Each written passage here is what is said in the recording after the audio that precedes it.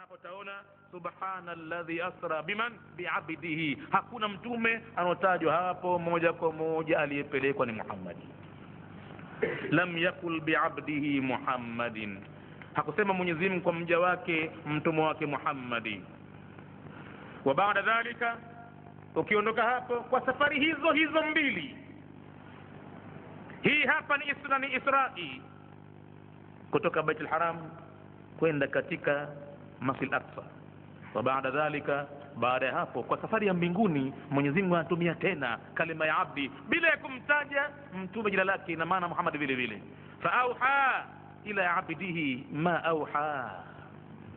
Sasa mbinguni sasa hiyo katika sura An-Najmi, fa auha ila abdihi, akafunua ufunuo kwa mtume wake. Hakuna jina la mtume mwingine hapo, ina maana hapo ni Muhammadi. Ma auha, yale ambayo kayafunua. Lam yakul ila abdihi Muhammadin, hakusema hapa kwa mtume wake Muhammad. Lianna Muhammadan, kwa sababu Muhammadi ajila, yuko wazi zaidi, anajulikana zaidi, minashamsi fi dhuhaha, kuliko jua katika mchana wake wa asubuhi. Wa adha, na Muhammad yuko wazi zaidi, minan nahari, kuliko hata mchana, idha jallaha, unapolitokezesha jua hilo. Wa arfa'u, na ametukuka zaidi, yuko juu zaidi, minal qamari, kuliko hata mwezi, idha talaha, unapolifuatia jua lile. Walidhalika, na kwa sababu hiyo, la yasrihu alquranu, Qur'ani haitaji biismihi, jina lake kwenye kalima ya abdu, liannahu maalumun, kwa sababu Muhammadi ni maalumu mashuhuri sana. Walimadha dhakara al-ubudiyata, kwa nini hapa anataja Mwenyezi Mungu al-abdu, yani ubudiyya, fi hadithatay al-Isra'i, katika tukio la safari ya Isra'i wal Mi'raji? Kwa nini linakuja tamko la abdu pale? Fi al-Isra'i qala bi'abdihi, wa fi al-Mi'raji qala fa awha ila 'abdihi. Nini maana yake? Innal Qur'ana huna, hakika ya Qur'ani kwa hapa, yuridu, inakusudia, an yuakida, kutilia mkazo, wa yuwadhiha, na kuweka waziwazi, maana tauhidi, maana ya kumpwekesha Mwenyezi Mungu. Ndiyo maana hapa likatumika tamko la abdi kwa maana ya utumwa. Mwenyezi Mungu hapa anakusudia kuweka maana ya utumishi wa Mwenyezi Mungu kama maana ya kumpwekesha alhakiki, kumpwekesha kuliko kwa uhakika kabisa.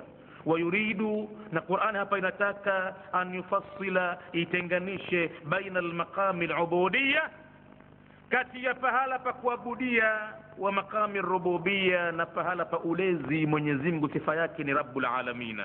Fahuwa Muhammad sasa anabaki ni abdu. Fahuwa maa al-Isra'i abdullahi, yeye pamoja na safari ya kutoka Makka mpaka al-Maqdis ni abdi tu peke yake, asiyakaabudiwa, asiyakaombwa. Wa maa al-Mi'raji, na hata huko mbinguni alikopelekwa pamoja na Mi'raji anabaki abdullahi, ni mja wa Mwenyezi Mungu. Ndiyo maana subhanalladhi asra bi'abdihi, kabaki ni abdi tu, nakapelekwa hani mtumwa tu. Na kule mbinguni fa auha ila abdi, kabaki bado Muhammad ni abdu. Yoyote atakayejikwaa kwa maana hiyo akaona amtaje Muhammad kama kwamba ni muokozi atakamsaidia, Hamadi mtume, ni kwamba tahadhari pala hapo, hana nafasi Muhammad ya kuitwa hivyo. Nafasi ya Mwenyezi Mungu peke yake. Pamoja na kupelekwa huko kiajabu kutoka Masjid Harami mpaka Baitul Maqdis, yeye ni abdu tu. Na hata kutoka pale Baitul Maqdis kwenda mbinguni, ila ma la ya'lamu mada dhalika, kufika pahala ambapo hakuna ajuwaye ila Mwenyezi Mungu, Muhammad anabaki ni abdu, hana uwezo wowote wa nafasi ya kuabudiwa, wala hana nafasi yoyote ya kulingana na Allah mpelekaji. Yeye ni abdi tu pale pale.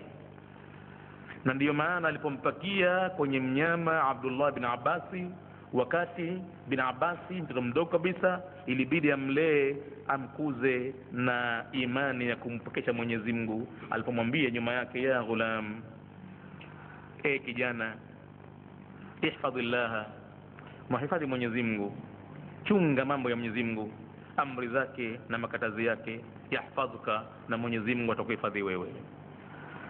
ihfadhillaha, muhifadhi Mwenyezi Mungu, tajiduhu, utamkuta tujahaka, yuko upande wako daima, kuachi mkono. Kama unamhifadhi kwenye amri na makatazo, basi naam. Na kama ulimi wako haughafiriki kumtaja yeye, naam, utakuta siku zote Mwenyezi Mungu tujahaka, yuko upande wako. Taarraf ila Allah fi shidda, mtambue Mwenyezi Mungu fi rakhai, katika wakati wa raha, yaarifka fi shidda, na yeye Mwenyezi Mungu atakutambua wakati wa shida. Idha saalta, ukiomba haja yako, mimi usinite, mimi niachilie mbali, mimi ni mja tu. Fas'alillaha, muombe Mwenyezi Mungu. Kulidu Allah, waambie watu Muhammadi, mwiteni Mwenyezi Mungu ya Allah, awidu Rahman, au mwiteni Mwenyezi Mungu ya Rahman. Ayyamma tad'u, lolote mtakalomwita Mwenyezi Mungu katika majina yake, falahul asmaul husna, ana majina mazuri mno.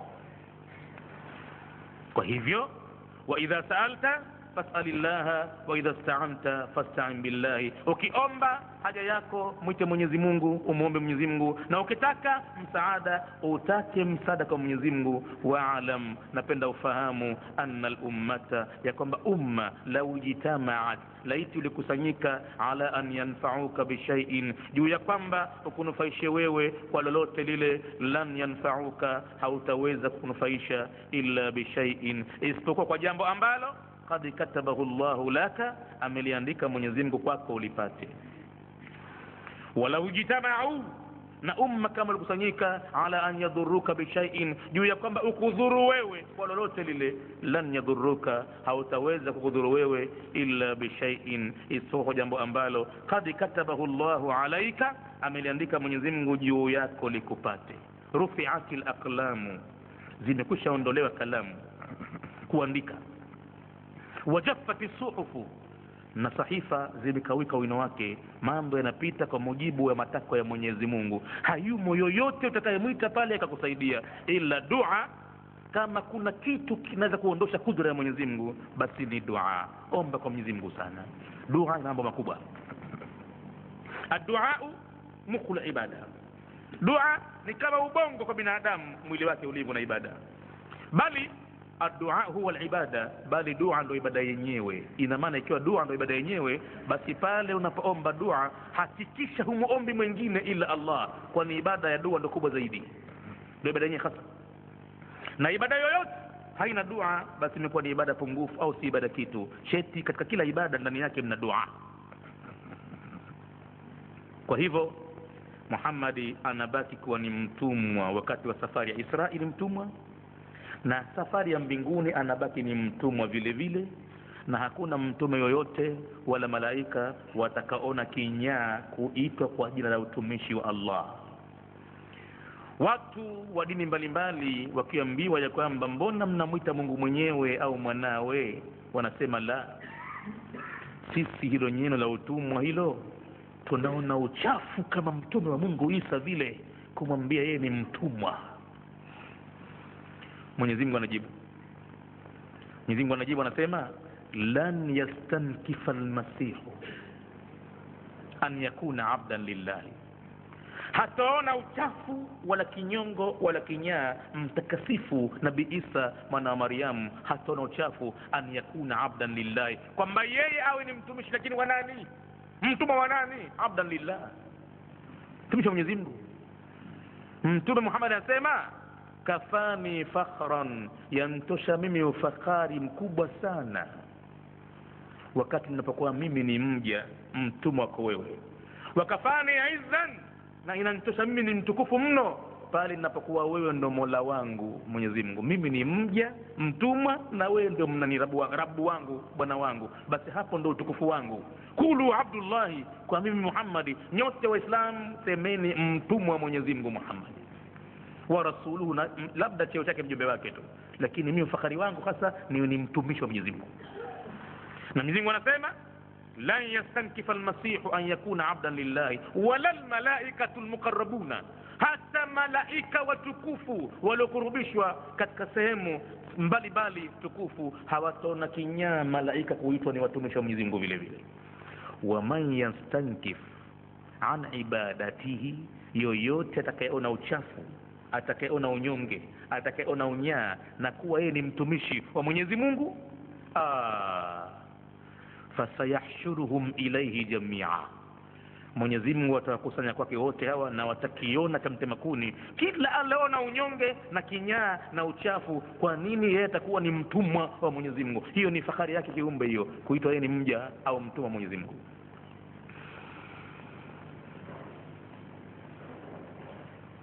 Kwa hivyo Muhammadi anaambiwa tena kwenye Qur'ani, wanajulikana watu watababaika sana na yeye kwa matukufu Mwenyezi Mungu aliompa.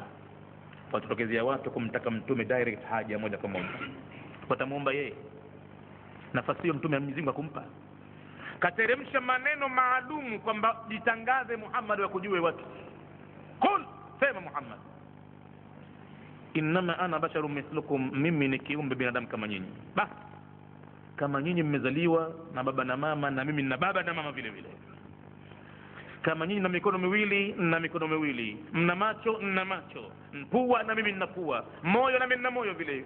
Kama kuna kitu nimezidi kwenu, yuha ilayya, pamefunuliwa wahi kwangu mimi nikwambie ni maneno, annama, ya kwamba si vinginevyo, annama ilahukum ilahun wahid, ya kwamba muabudiwa wenu ni muabudiwa mmoja, hana mshirika. Faman kana yarju liqa'a rabbih, na kwa yoyote anayetaraji mkutano na Mola wake kwa salama, falyamal amalan saliha, na atende amali njema, huku akitahadhari, wala yushrik biibadati rabbih ahada, wala sishirikishe kwa ibada ya Mola wake na yoyote au chochote.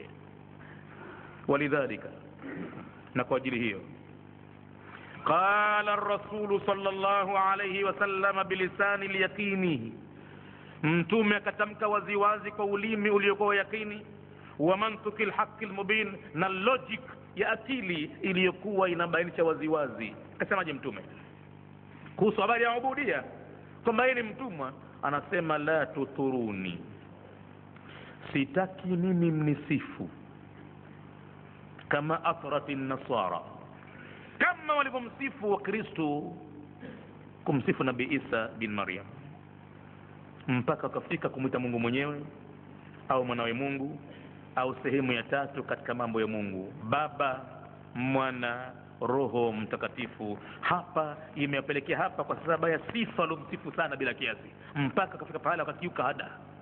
Mimi sitaki msifike hapo. Fa innama ana abdullahi, mimi ni mtumwa wa Mwenyezi Mungu, wa rasuluhu, na mjumbe wake. Fakulu, semeni, abdullahi wa rasuluhu, mimi ni mja wa Mwenyezi Mungu, nilikuwa mtumwa na mjumbe wake tu peke yake.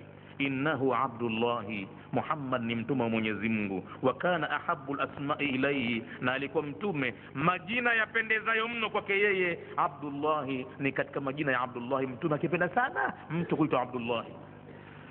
Wa annahu lamma qama abdullahi, Mwenyezi Mungu anasema, na kwa hakika aliposimama mja wa Mwenyezi Mungu, si mwingine hapo, ni Muhammad hapo, yaduuhu, anamwabudia yeye, basi wale malaika kwao ndo kwanza wasikilize Qur'ani, kadu yakununa alayhi libada, walikurubia kumvamia mtume kwa namna walivyokupata kitu ambacho kitafuta muda mrefu, na kwamba wahi mbinguni hawapati tena kusikiliza, milango imefungwa. Sasa wanakuja kupata ardhini, mtume mwenyewe kishapata wahi ule anausoma. Sasa basi ilikuwa chuki zao pale na kustajabu kwao, ilikuwa nusra wamvamie, lakini Mwenyezi Mungu ni mhifadhi, kabisa hawamsogelei.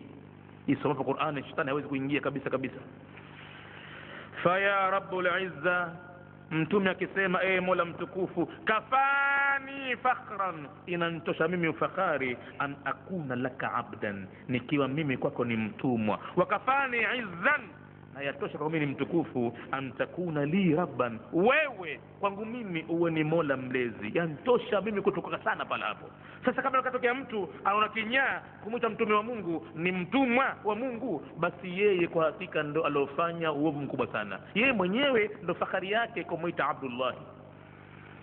Kwa hivyo, subhanalladhi asra bi'abdihi laylan, ay fi juz'in min al-layli, yani katika sehemu ndogo ya usiku, min al-masjid al-harami. Tukitoka katika aya hiyo hiyo moja katika subhana tumetoka, tukienda katika asra tukenda katika lailan, tukenda katika abdihi. Hapa pote tumepata kila kitu, na bado aya haijesha kutupa manukato mazuri, kutupa maua mazuri. Bado imebakia minal masjidil harami ila almasjidil aqsa. Na katika maneno haya pana mambo vile vile ya kuchambuliwa na watu wakajua utukufu wa Qur'ani. Kwa nini Mwenyezi Mungu hapa anaanza kuita minal masjidil harami? Kwani wakati ule aya inashuka, ile masjidil haram ilikuwa ni msikiti au kitu gani? Haukuwa msikiti wakati ule, ilikuwa ni bait, nyumba. Msikiti ulikuwa, lakini makoresho waliuchafua. Muhammadi kafungua macho kakuta uchafu mtupu wa Kaaba. Kuna masanamu 360 ndani ya Kaaba, na ibada ya watu wanaifanya, hakuna ibada, si msikiti, ni nyumba tu wanaifanya. Ibada yenyewe ni kuzunguka Kaaba uchi bila ya nguo, na huko akipiga miunzi na huko akipiga makofi. Binadamu ndio anafanya ibada piu piu piu piu pa pa pa piu piu piu, namna kama hiyo. Ukiona ibada ndani yake mna vitu kama hivyo, si ibada kabisa. Ibada ina mambo yake maalum, ina matukufu yake. Mna kumtaja Mungu, mna kusoma Qur'ani, kumsabihi Mwenyezi Mungu. Ukisikia ibada iko namna hiyo, ukiona magitaa, ukisikia ghasia, ujue hayo kwa hakika ni uchafu mtupu. Mwenyezi Mungu anaitukana ibada ya Makureshi kwa kusema wama kana salatuhum inda albayt, na wala haikuwa swala yao wakati huo inda albayt, kwenye nyumba tu ya Mwenyezi Mungu. Bwana, msikiti umekuwa baadaye, illa mukaan wa tasdia, isipokuwa ni kupiga vikorombwe na kupiga makofi basi. Ndiyo maana Mwenyezi Mungu akakataa, ikabidi awatimshe makafiri wale, ije pale itandikwe hasa kalimatullahi. Na wakati wa mwanzo kuadhiniwa pale Mungu kutajwa ni pale ilipatikana fathu ya Maka, na mtume kumpandisha Saidina Bilal bin Rabahi aanze kusema Allahu akbar, Allahu akbar. Ilikuwa hakuna ibada hiyo kabisa. Sasa ndugu Waislamu, bado hatujamaliza falsafa iliyomo katika aya moja ya Qur'ani. Bado imebakia Masjidil Harami na Masjid Aqsa. Kwa nini Mwenyezi Mungu akaita msikiti huu sasa hivi kwa ni msikiti? Wakati ule Makureshi lazima wastaajabu. Wajuaji wa lugha wanaweza katukana sana pale